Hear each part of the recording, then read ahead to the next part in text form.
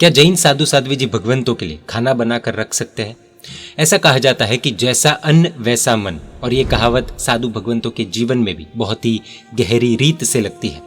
आज हम इस प्रस्तुति में ये देखेंगे कि हम साधु साध्वी जी की भक्ति करने के लिए उनके लिए आहार बना सकते हैं या नहीं।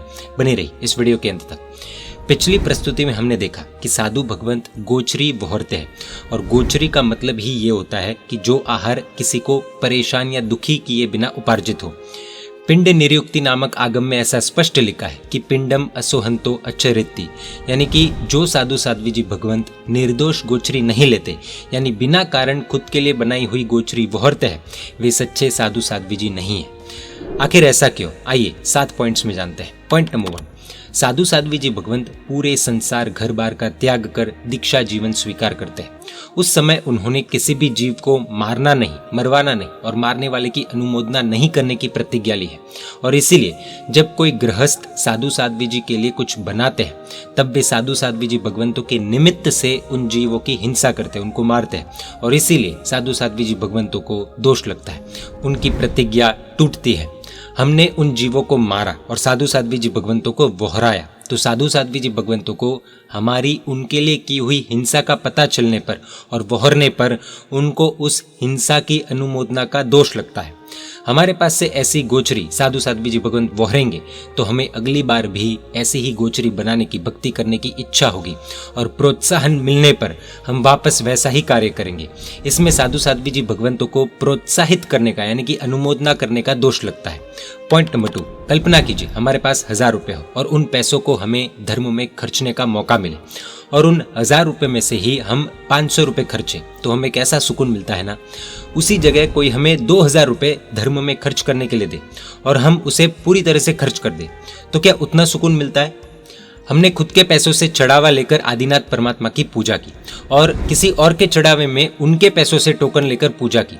अब दोनों में से ज्यादा सेटिस्फैक्शन किस में मिलेगा? खुद सोचिए।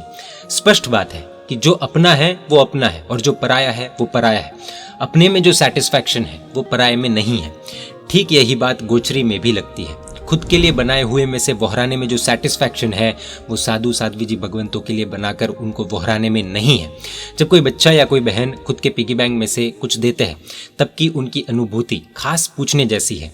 खुद में से वोहराने का मजा ही अलग है। पॉइंट नंबर 3, अगर हम साधु साध्वी जी भगवंतों के लिए बनाते हैं और समझो कभी वे नहीं आए, और ऐसा 2-3 बार हो, तो हमारे मन में उनके प्रति दुर्भाव आने की संभावना खड़ी हो जाती है कि हर रोज हम बना रहे और हर रोज वेस्ट हो रहा है। क्या उनको हमारे भावों की, अन्न की थोड़ी भी कदर नहीं है? खुद की मेहनत को वेस्ट होते हुए देखकर किसी को भी गुस्सा आना नॉर्मल चीज है। पुण्य बंधने की जगह पाप का बंध हो सकता है। पॉइंट नंबर 4, श्री भगवती सूत्र में ऐसा स्पष्ट फरमाया है कि जो श्रावक श्राविकाएं बिना कारण के साधु साध्वी जी भगवंतों को वोहराते हैं और विवेक बिना की भक्ति करते हैं, उन्हें अगले भव में सभी प्रकार की अनुकूलता तो मिलती है, पर उन अनुकूलताओं को भुगतने के लिए आयुष्य ही नहीं मिलता।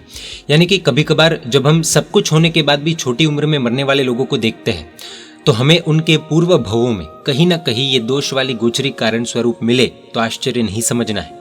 पॉइंट नंबर 5, जिन जिन महापुरुषों के जीवन हम गोचरी के प्रभाव से रिद्धि समृद्धि वाले हैं ऐसा देखते हैं या सुनते हैं, उन सभी के जीवन में निर्दोष गोचरी का ही प्रभाव देखने को मिलता है। शालिभद्र जी ने संगम के भव में निर्दोष ऐसी खुद के लिए बनाई हुई खीर वोहराई। प्रभु महावीर ने नैसार के भव में खुद के लिए बनाया हुआ खाना वोहराया। धन सार्तवाह के भव में प्रभु आदिनाथ ने खुद लाया हुआ और बनाया हुआ घी वोहराया, और इसलिए उन सभी को जबरदस्त पुण्य और आत्मिक गुणों की प्राप्ति हुई। पॉइंट नंबर 6, हमारे मन में ऐसा विचार जरूर आएगा कि हम तो कम कम खाते हैं तो हमें लाभ कैसे मिलेगा। तो याद रखिएगा कि हमारे धर्म में, जिन धर्म में क्वांटिटी से भी बहुत ज्यादा महत्व क्वालिटी का है, निर्दोष आहार टॉप क्वालिटी आहार है, और दोष वाला आहार भले ही भक्ति भाव से बनाया हुआ हो फिर भी लो क्वालिटी वाला गिना जाता है। कितना है उससे मतलब नहीं है, कैसा है उससे ज्यादा मतलब है, वो ज्यादा मायने रखता है।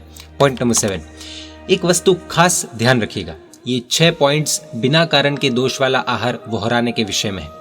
जब कभी कोरोना जैसी सिचुएशन आए, साधु साध्वी जी भगवंत बीमार हो जाए, कभी साधु साध्वी जी भगवंत कारण सर सामने से हमें कुछ बनाने को कहे, तो हमें किसी भी प्रकार का दोष नहीं लगता है।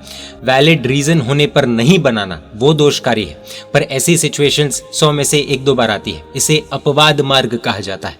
अगर कोई गुरु भगवंत अपवाद मार्ग का सेवन करे, हमें कारण पता न हो, तो निंदा तो बिल्कुल नहीं करनी चाहिए। गुरु भगवंत तो प्रायश्चित लेकर क्लियर हो जाएंगे, लेकिन निंदा करने वाला बुरा फंस जाएगा। इसलिए ही प्रभु के शासन ने हमें किसी की भी निंदा करने का अधिकार नहीं दिया है। तो हम सभी को क्लियर हो ही गया होगा कि हमारे लिए ही बनाई हुई गोचरी हम साधु साध्वी जी भगवंतों को वहरा सकते हैं और कारण आने पर कुछ बनाकर दे सकते हैं, वहरा सकते हैं। गोचरी बहुत ही शुद्ध पुण्य का कार्य है, उसमें मैच फिक्सिंग करना बिल्कुल भी उचित नहीं है, ऐसा ज्ञानी गुरु भगवंत कहते हैं। हमारे साधु साध्वी जी भगवंत तभी हेल्थी रह पाएंगे जब उनका मन फ्रेश रहेगा, जब हम निर्दोष खाना यानी कि गोचरी उन्हें बहराएंगे। हिंसा के त्यागियों के लिए हिंसा करके क्या हम उनके मन को फ्रेश रख सकते हैं क्या? सोचने जैसा है। जय जिन शासन, जय महावीर।